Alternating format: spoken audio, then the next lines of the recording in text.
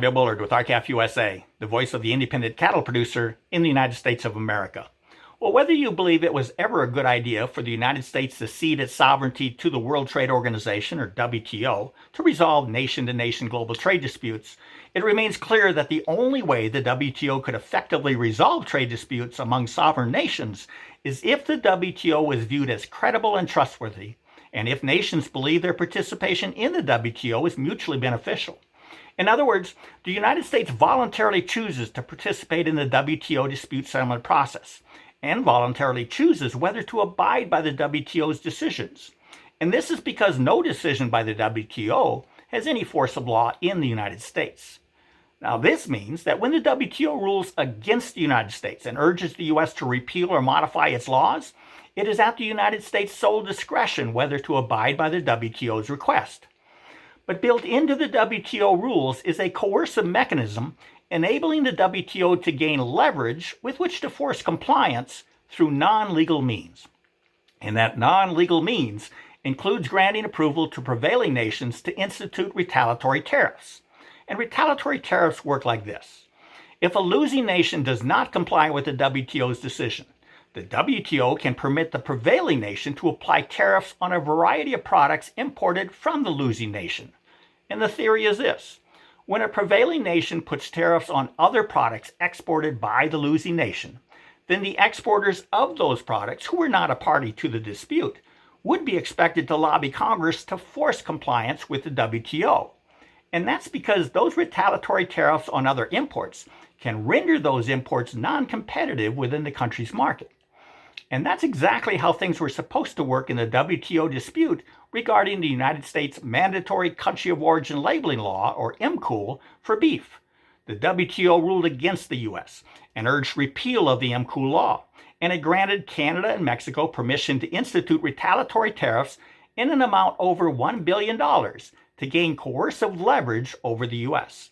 And that's all it took for Congress to voluntarily cede its sovereignty over its right to pass a domestic labeling law for U.S. citizens. Congress repealed MCOOL for beef, even though the retaliatory tariffs were never invoked. But right after the WTO's adverse MCOOL decision, the WTO imploded. It lost its credibility. It became untrustworthy, and it wiped out any mutual benefits the United States expected. In fact, the United States cited the WTO's ruling on MCOOL and just two other disputes as evidence of the WTO's malfeasance. The United States strongly admonished the WTO after the MCOOL ruling and stated that the WTO addresses issues it has no authority to address, takes actions it has no authority to take, improperly interprets and violates trade rules, overreaches in contradiction to its limited mandate. It violates basic principles of the United States government. It transfers authority over international trade from sovereign nations to itself. And it invented an improper legal standard to rule against the U.S. Now, these are the reasons the current administration and the two administrations before it have disabled the WTO, relinquishing it of its role as a credible international dispute settlement organization and relegating it to effectively be only an arbitrator of disputes. And now Congress has weighed in to further disable the WTO. It has disregarded what was once a flagship global trade rule standard, the National Treatment Standard, that says no country can treat imported products less favorably than it treats domestic products. But that's exactly what Congress did when it effectively placed a $7,500 tariff on electric vehicles not manufactured in North America.